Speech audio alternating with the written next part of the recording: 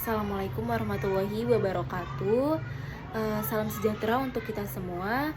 Sebelumnya, di video kali ini kami akan menjelaskan materi tentang ilmu ekonomi. Nah, sebelum lanjut ke materinya, aku bakal ngasih tahu fokus materi kita pada video kali ini, yaitu problematika ekonomi, pengertian ilmu ekonomi, metode ilmu ekonomi, dan juga sistem ekonomi. Baik, materi pertama akan disampaikan oleh Gina. Baik, di sini saya akan menjelaskan problematika ekonomi. Masalah pokok ekonomi adalah masalah yang muncul ketika sumber daya yang digunakan terbatas untuk memenuhi permintaan. Masalah ini selalu muncul dalam kehidupan sehari-hari karena kebutuhan manusia yang tidak terbatas dan ketersediaan sumber daya yang terbatas. Beberapa masalah pokok ekonomi yang umum dihadapi oleh banyak negara, termasuk Indonesia. Yang pertama, kemiskinan. Kemiskinan adalah masalah yang melibatkan jumlah besar penduduk yang hidup di bawah garis kemiskinan dan tidak mampu memenuhi kebutuhan dasar seperti pangan, perumahan, pendidikan, dan layanan kesehatan. Pengentasan kemiskinan melalui program-program perlindungan sosial, penciptaan lapangan kerja, dan pemerataan pembangunan menjadi fokus utama bagi pemerintah. Yang kedua ada ketimpangan ekonomi. Ketimpangan ekonomi terjadi ketika terdapat kesenjangan yang signifikan dalam distribusi pendapatan, kekayaan, dan akses terhadap peluang ekonomi di antara individu dan kelompok di dalam masyarakat.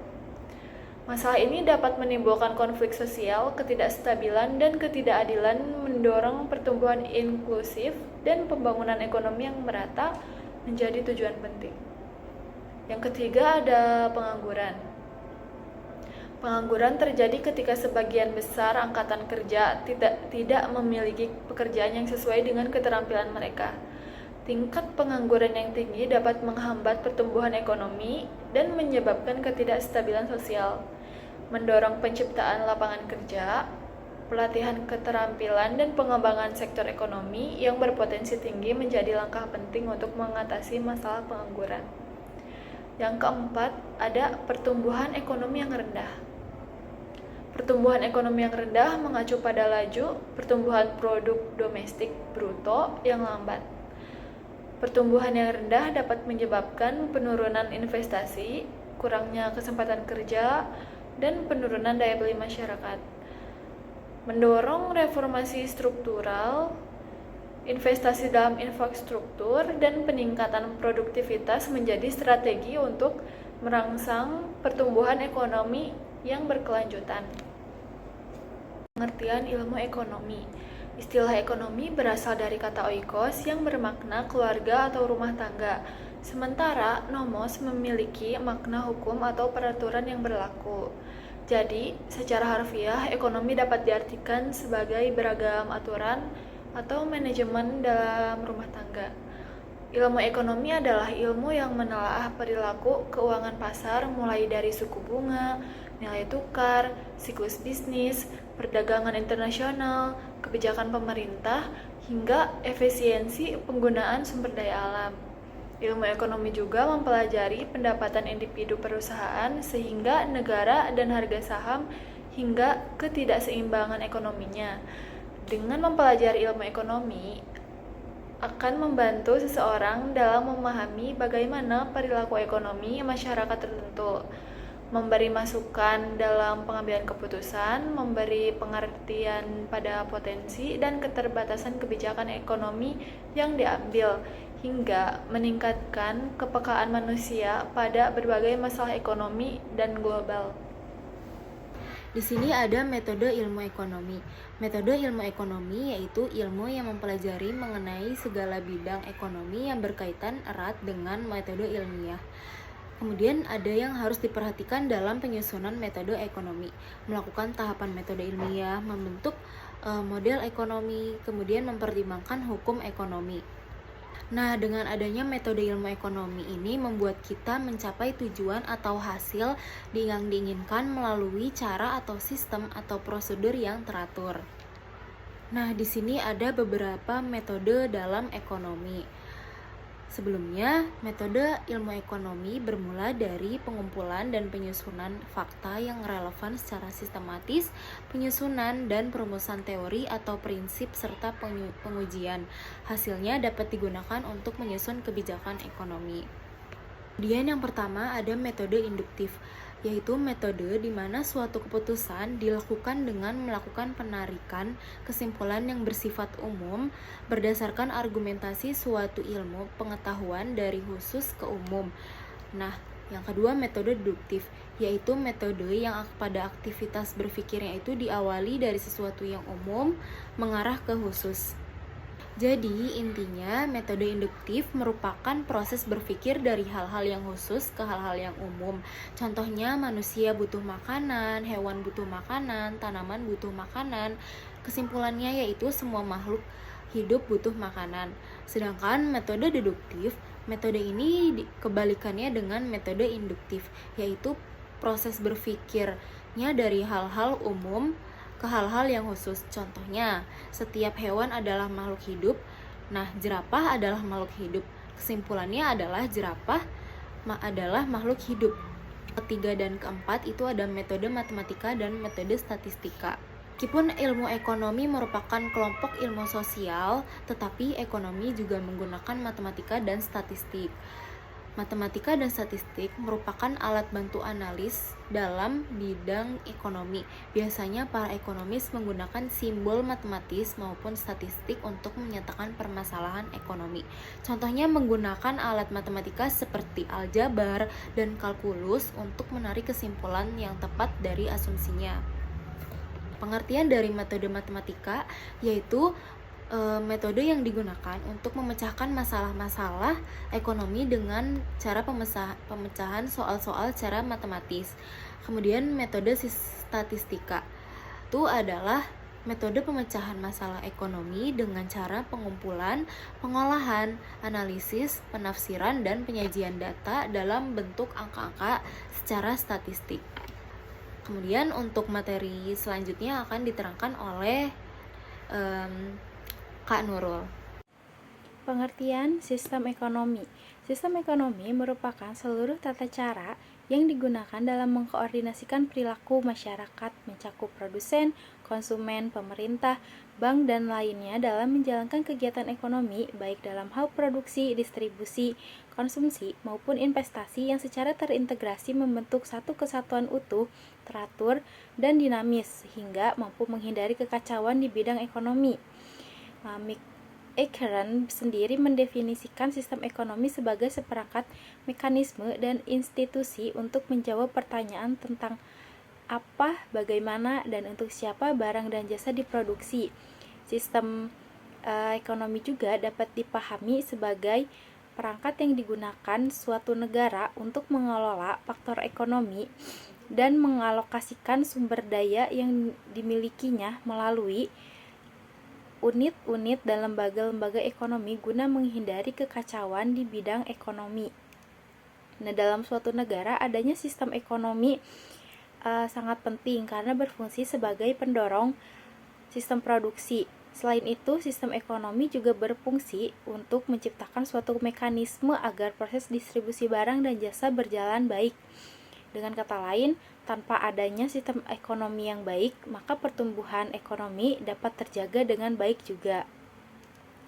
Selanjutnya ada macam-macam sistem ekonomi. Penerapan sistem ekonomi di suatu negara dipengaruhi faktor internal dan eksternal. Faktor internalnya dapat berupa sumber daya manusia, sumber daya alam, letak geografis, dan kondisi fisik. Sementara faktor eksternalnya dapat berupa keamanan global, politik dunia, kondisi perekonomian dunia, dan perkembangan teknologi. Nah, satu ada sistem ekonomi tradisional. Sistem ekonomi tradisional sebagai sistem paling konvensional dengan dua elemen utama di dalamnya, yaitu menghargai tradisi dan minimnya jumlah limbah yang dihasilkan. Sistem ekonomi tradisional sendiri identik diterapkan di masyarakat pedesaan dengan hasil ekonomi berupa pertanian.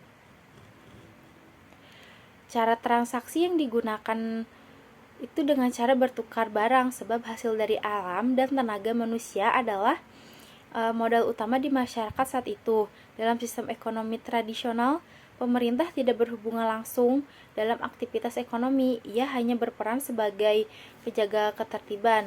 Tujuan utama sistem ekonomi ini sendiri hanya sampai kepada kebutuhan hidup sehari-hari masyarakatnya yang terpenuhi, bukan untuk mencari keuntungan.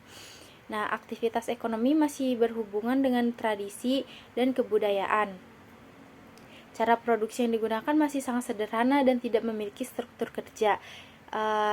Juga tidak menggunakan fasilitas terpusat, teknologi, dan hal-hal yang menjadi simbol kemajuan. Nah, 2 ada sistem ekonomi komando. Sistem ekonomi komando memiliki sistem yang terpusat dan terdominasi. Sebagian besar sistemnya akan dikendalikan oleh pemerintah yang terlibat dalam proses produksi mulai dari peralatan hingga ke fasilitasnya. Faktor dominasi sendiri jelas terlihat pada sumber daya berharga, karena sesuatu yang mampu menghasilkan keuntungan besar akan dikuasai oleh pemerintah dan sumber daya lainnya akan dikelola oleh rakyat. Nah, meski demikian, jika pemerintah mampu membuat kebijakan yang tepat, maka banyak keuntungan yang akan didapat, seperti terciptanya pemerataan pembangunan dan pemanfaatan sumber daya milik negara tersebut. Nah, negara yang menerapkan sistem perekonomian ini diantaranya itu Korea Utara, Republik Rakyat Cina, Vietnam, dan Kuba. Selanjutnya, sistem ekonomi pasar. Ekonomi pasar terlihat lebih identik dengan pasar bebas. Dalam sistem ini, ekonomi yang dijalankan oleh masyarakatlah yang menentukan bagaimana perekonomian akan berjalan, bagaimana pasokan dihasilkan, hingga tuntutan apa saja yang diperlukan. Faktanya, tidak ada satupun negara di dunia yang menerapkan sistem ini secara penuh. Keuntungan terbesar dari sistem pasar ini adalah terpisahnya pasar dan pemerintah. Hal ini mengurangi dominasi pemerintah dan kemajuan serta inovasi bisa berkembang dengan lebih cepat. Dengan adanya sistem ini, maka pembisnis juga harus dapat menyikapi dengan cepat berbagai risiko dari pasar bebas, seperti kemungkinan adanya inflasi, dan pahami dengan cepat penyebab dari inflasi tersebut. Selanjutnya, sistem ekonomi campuran. Sistem ekonomi campuran ini adalah gabungan dari kelebihan sistem ekonomi pasar dan komando.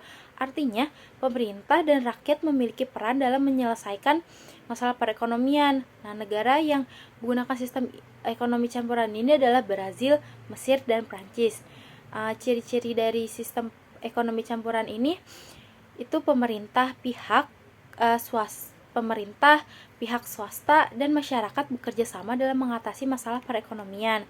Selanjutnya, pemerintah bertugas mengontrol sumber daya vital seperti hutan, air, listrik, dan lain-lain yang dimiliki oleh negara. Nah, masyarakat diberi kebebasan untuk menentukan barang apa yang akan diproduksi, metode pembuatannya, dan harganya, dan pengawasan dari pemerintah. Nah, jika barang harga di pasaran melonjak tinggi dan mengalami kelangkaan, pemerintah berhak menetapkan batasan harga jual. Nah, selanjutnya, sistem ekonomi sosialis. Sistem ekonomi sosialis adalah sistem yang masyarakatnya memiliki kesetaraan dalam kepemilikan atas faktor-faktor produksi seperti pekerja, pengusaha, modal, dan sumber daya alam yang dimiliki oleh masyarakat, tapi pengelolaannya diatur oleh negara secara penuh. Nah, pemerintah juga berperan penuh dalam mengatur distribusi dan hasil produksi. Nah, di Indonesia sendiri terdapat satu bentuk ekonomi Pancasila yang berlandaskan kepada ideologi Pancasila dengan makna ekonomi demokrasi dan menganut asas kekeluargaan serta gotong royong dengan konsep dari, oleh, dan untuk rakyat.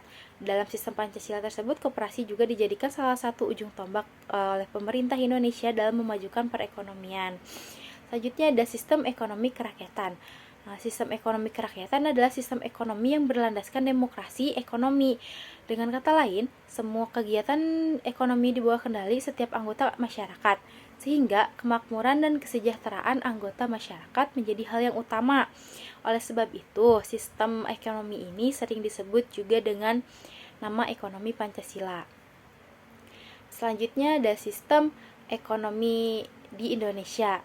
Nah, sistem ini pada tahun 1950-an, Indonesia itu menganut sistem ekonomi liberal hingga paham komunisme masuk ke tanah air.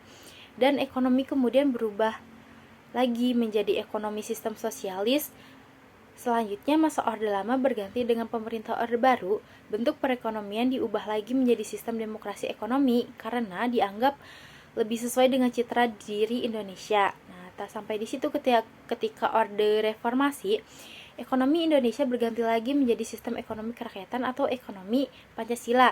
Sistem ekonomi kerakyatan masuk ke dalam jenis sistem yang campuran. Hingga saat ini Indonesia menganut sistem ekonomi Pancasila yang merupakan pengembangan dari sistem campuran. Landasan sistem ekonomi Indonesia sendiri adalah Pancasila dan Undang-Undang 1945 yang berasas kekeluargaan dan gotong royong dari, oleh, dan untuk rakyat di bawah kepemimpinan dan pengawasan pemerintah. Negara menguasai faktor produksi yang strategis dan menyangkut kepentingan rakyat banyak. Baik, cukup sekian pemaparan materi dari kelompok kami. Kurang lebihnya mohon maaf. Wassalamualaikum warahmatullahi wabarakatuh.